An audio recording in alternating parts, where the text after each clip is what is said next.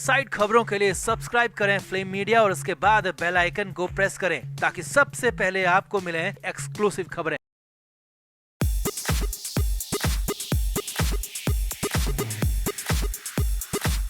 मुंबई से कोहराम मचाने वाली खबर है। बॉलीवुड के बड़े अंधेर की खबर है और मामला इतना संगीन है कि कई सालों से जो आरोप लगते रहे हैं, जो बातें होती रही हैं, वो पुख्ता होती दिख रही हैं, सच साबित होती दिख रही हैं। क्योंकि मुंबई में पुलिस ने गे रैकेट का पर्दाफाश किया है और बड़ी बात यह है कि इसके तार सीधे सीधे बॉलीवुड के ए लिस्ट स्टार्स, ए लिस्ट प्रोड्यूसर्स, डायरेक्टर से जुड़ रहे हैं और बड़े बड़े फिल्मी घरानों तक इसके तार पहुंच रहे हैं। और सबसे बड़ी बात, इसके बाद बी टाउन में कोहराम है। कई लोग अंडरग्राउंड हो गए हैं, कई हाई प्रोफाइल लोग इसमें खुद को बचाने की कोशिश में जुट गए हैं, क्योंकि जो लोग पकड़े गए हैं वो कई बड़े फिल्मी नामों का पर्दाफाश कर सकते हैं। तो क्या है पूरा अपडेट, क्या है ये पूरा मामला, सब कुछ आपको बताते हैं। आप इस वीडियो को शेयर करें और कमेंट करके अपनी राय जरूर दें। अब बॉलीवुड यूं तो फिल्मों के लिए जाना जाता है, मगर इसी बॉलीवुड का नाम कभी मीटू के आरोपों पर आता है, कभी केस को लेकर बहुत कुछ बड़े एक्टर्स फंसते हुए दिखते हैं, तो वहीं कई बार गंदगी की हर लिमिट क्रॉस होती दिखती है, यानी कि जो सारे गलत काम है इस बॉलीवुड में होते हुए दिखते हैं। अब इसी बीच मुंबई से जो बड़ी खबर आई वो सबसे बड़ी खबर है, या कहेंगे केस के बाद बॉलीवुड में सबसे बड़े पर्दाफाश की कहानी ये कहने जा रही है, क्योंकि यहाँ ये रैकेट का पर्दाफाश हुआ है। और बड़ी खबर ये भी है कि इसमें कई बड़े नाम फंसते हुए दिख रहे हैं, कई बड़े फिल्मी नाम वहां ग्राहक थे, बड़े बड़े नाम, बड़े बड़े हाई प्रोफाइल लोग एक ऐप के जरिए इससे जुड़े हुए थे और अब वो अंडरग्राउंड बता रहे हैं। तो पहले ताजा घटनाक्रम आपको बताते हैं, फिर बॉलीवुड का कनेक्शन भी समझाएंगे।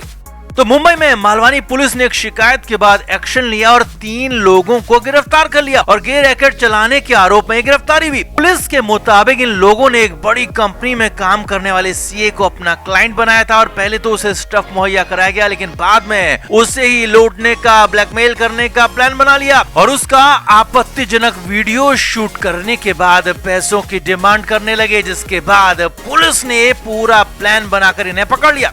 पुलिस को शिकायत मिली थी और शिकायत के बाद हुआ एक्शन और पुलिस ने मास्टरमाइंड समेत 3 लोगों को गिरफ्तार कर लिया। इन्हें गिरफ्तार करने के लिए पुलिस ने इलेक्ट्रॉनिक सर्विलांस का सहारा लिया और आरोपियों को बोरीवली मेट्रोपोलिटन मजिस्ट्रेट अदालत में पेश किया गया और जहां से कोर्ट ने उन्हें 3 दिन की पुलिस रिमांड में भेज दिया। अब असली खुलासे हुए पुलिस रिमांड में पूछताछ के दौरान।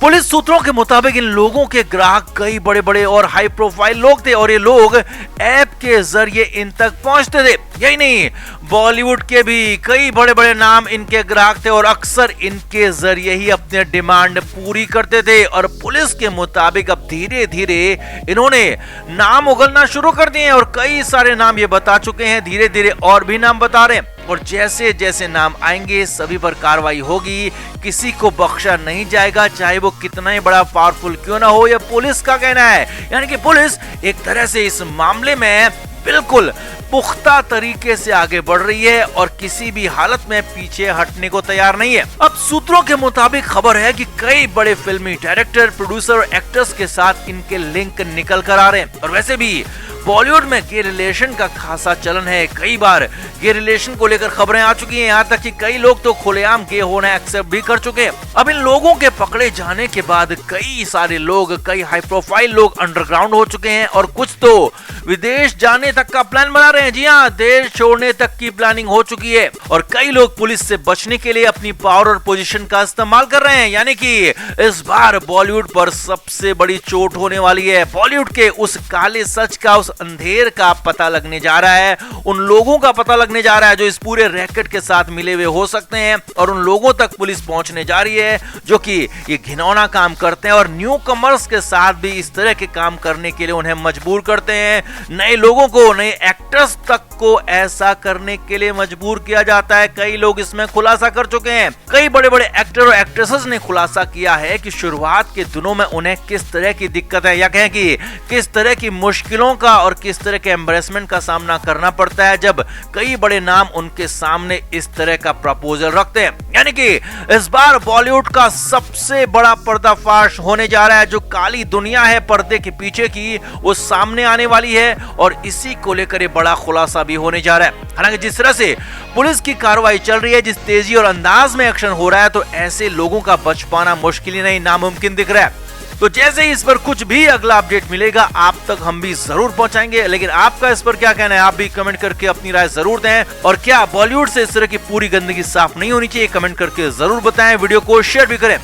तो तनुश्री दत्ता 2010 के दौर में भारतीय फिल्म इंडस्ट्री में एक्टिव रही और इस दौरान तनुश्री ने कई फिल्मों में काम किया। उनका काम और नाम ठीक ठाक भी हो गया था, लेकिन अचानक तनुश्री दत्ता विदेश चली गई और अमेरिका जाकर सेटल हो गई। हालांकि कई सालों तक तनुश्री वहीं पर रही और कुछ साल पहले तनु ने नाना पाटेकर पर कई तरह के गंभीर आरोप भी लगाए थे, मी टू के भी आरोप लगाए थे और तब भी नाना पाटेकर पर कोई कार्रवाई नहीं हुई थी। और तब भी तनुश्री दत्ता ने बॉलीवुड पर उनका साथ नहीं देने, आरोपी नाना पाटेकर का समर्थन करने का आरोप लगाया था। हालांकि तब तो मामला बंद हो गया, मगर इस बार तनुश्री दत्ता ने जो बातें कही हैं, जो खुलासे नहीं किए हैं, उसके लिए किसी सबूत की जरूरत ही नहीं है, क्योंकि ये सब कुछ सबके सामने है और सब कुछ एक क्लिक पर उपलब्ध है। और तनुश्री दत्ता ने इसे डिजिटल साजिश करार दिया है, उनके खिलाफ घटिया हरकत तक बता दिया और यहाँ तक कह दिया कि इसी डिजिटल साजिश की वजह से उन्हें विदेश में यानी कि अमेरिका में भी काम नहीं मिल रहा है, क्योंकि मुंबई तो वो आना नहीं चाहती